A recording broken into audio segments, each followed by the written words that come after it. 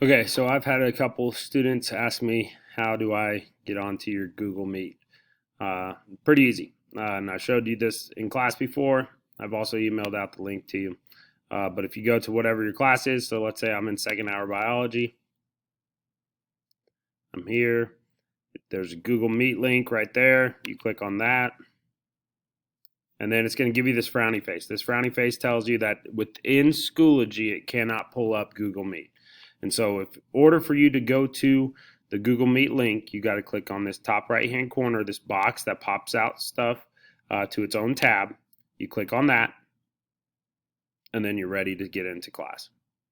It's that simple. Uh, Hopefully, you have plenty of time and are able to watch this before class. If not, we talked about this before, so you should be able to do so. All right. We'll see you here in class shortly. Bye.